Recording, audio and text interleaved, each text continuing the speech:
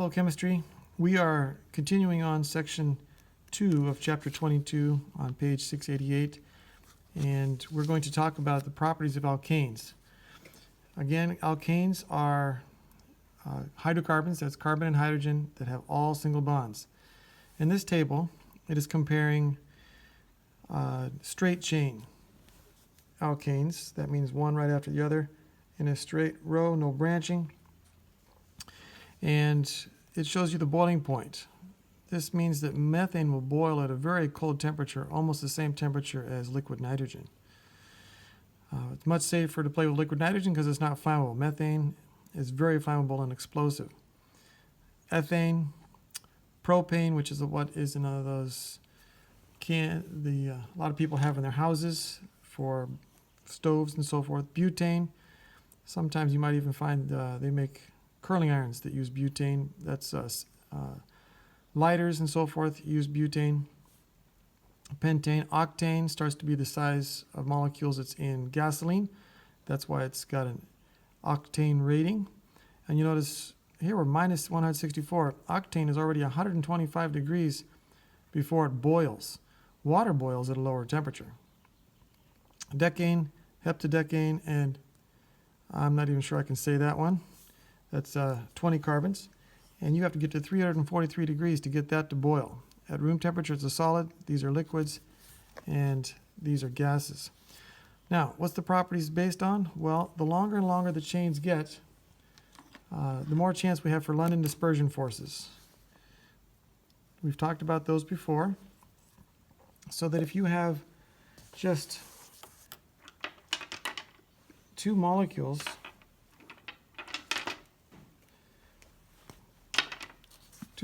have very little attraction to each other. And imagine there's 4 hydrogens on here, but there's still non-polar bonding, and so it doesn't have much of an attraction.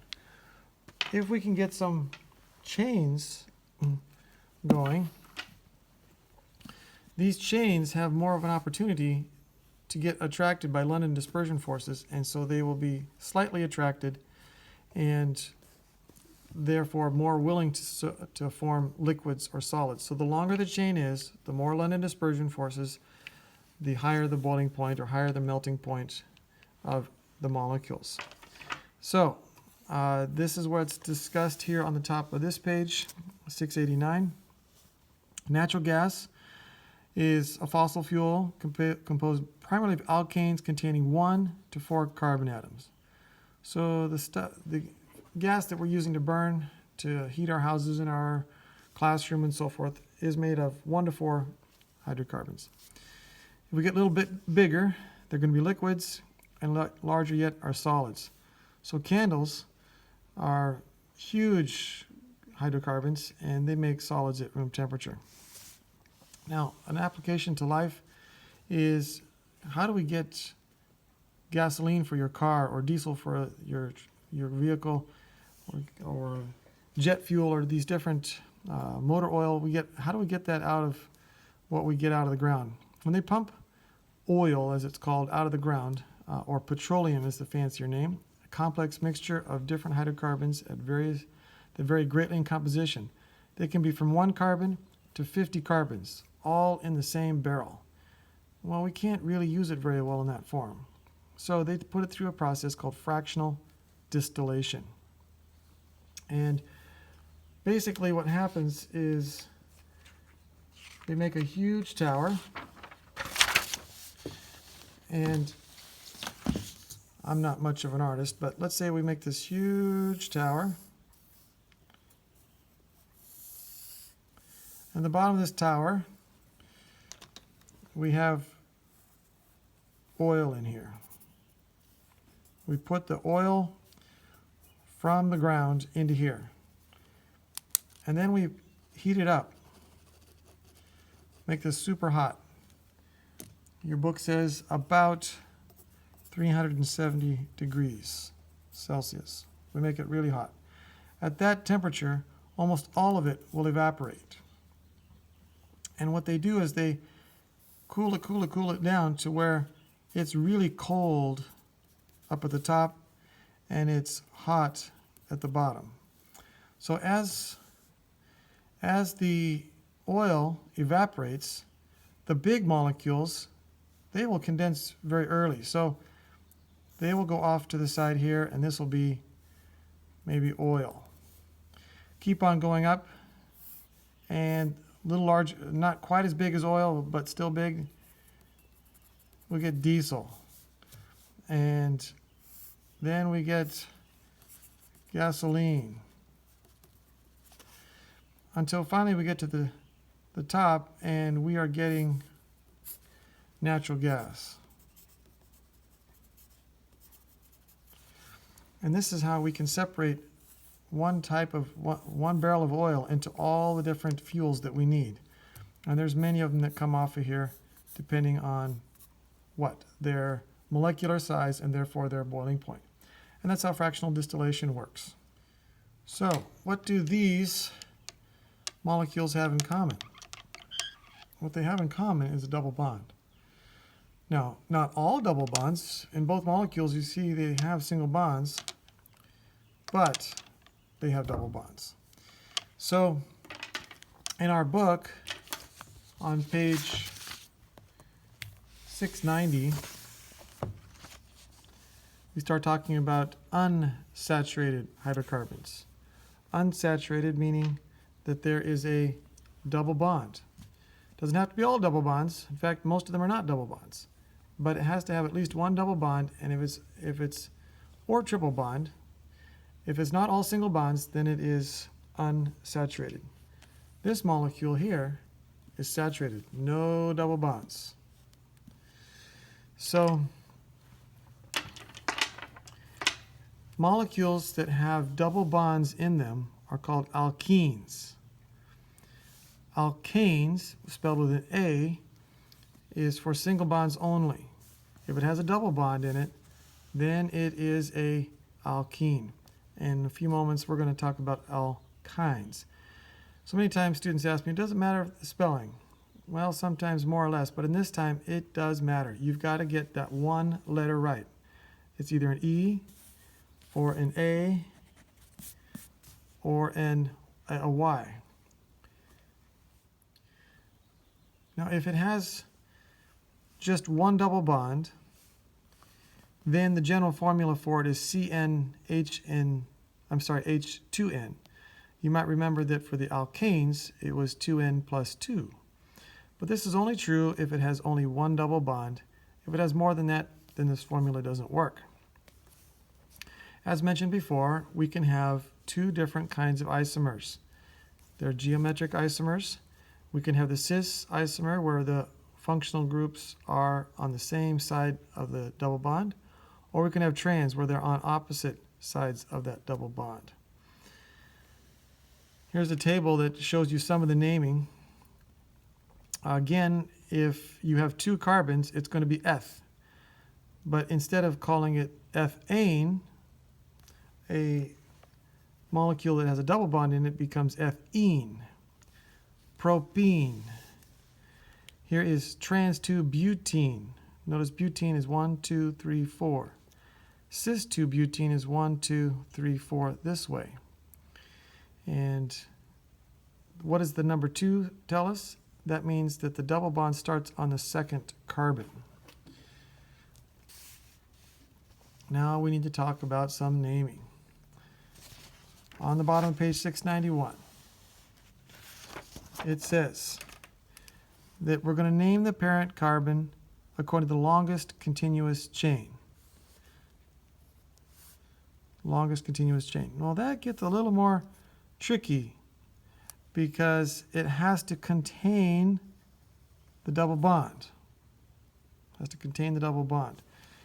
Now, let's take a look at the example in your book right here. They show this molecule that has 1, 2, 3, then double bonded CH2. I'm drawing it slightly differently. 1, 2, 3, 4, 5, 6. Okay. So there's 6 in a row, and then there's a double bond here.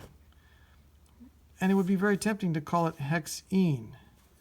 But we have to include the double bond in the longest chain. So really, we have to do it, which is longer, 1, 2, 3, 4, or 1, 2, 3, 4, 5. We're going to have to go 5.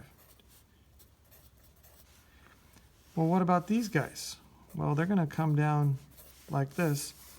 And even though this is the longest chain, we have to do the longest chain that includes the double bond.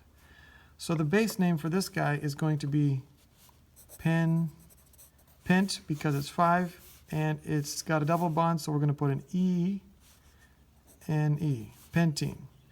The name is not done yet, because we'll talk about this more, but if there's more than one double bond, we will modify the suffix to indicate the number of double bonds. For example, if we have 2 in there, if we had 2 double bonds in here, we would go pentadiene.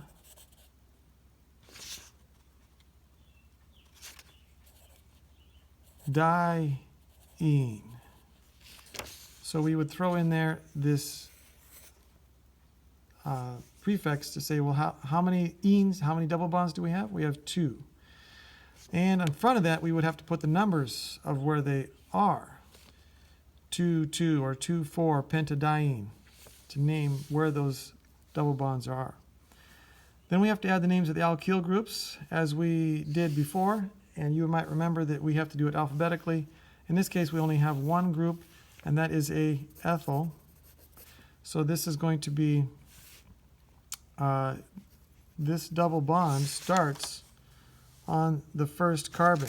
So we're going to say 1-pentadiene. Pentene. But we have an ethyl that we need to put on there, so we're going to call this ethyl,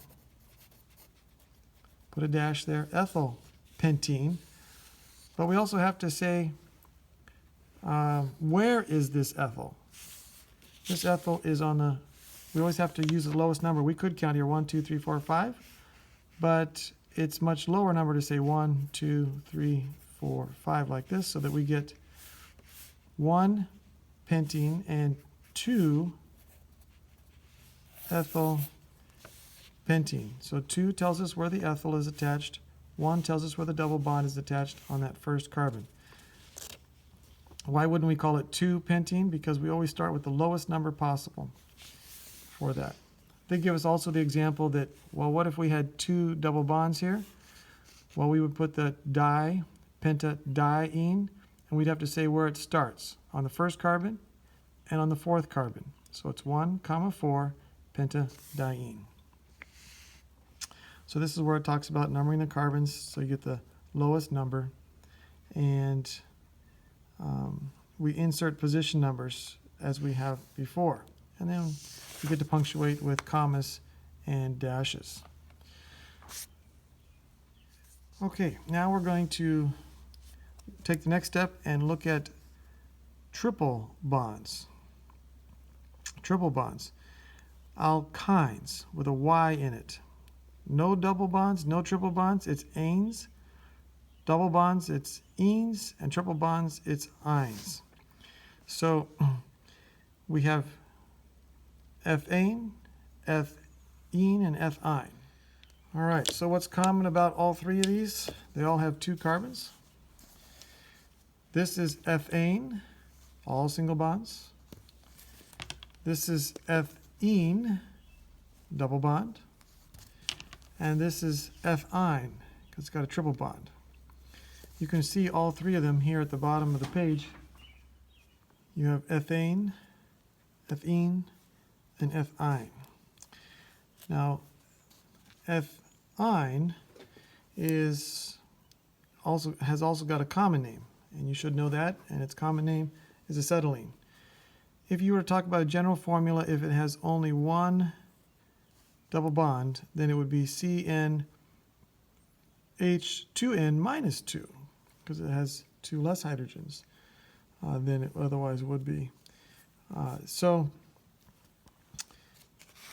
that's similar now in the naming system to how we did double bonds. So we're going to find the longest continuous chain that has the triple bond.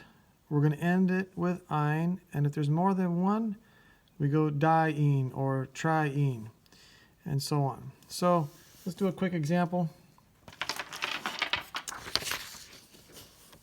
So the book does this one where we take 1, 2, 3, so a triple bond H. Now, when we go to name this, first of all, we got to find the longest chain. Easy is 1, 2, 3, 4. So this is going to be, oh, they have it 5, so I'm going to add one more. So this is going to be pent. And since there's only one, we're just going to go Y-N-E, pentine.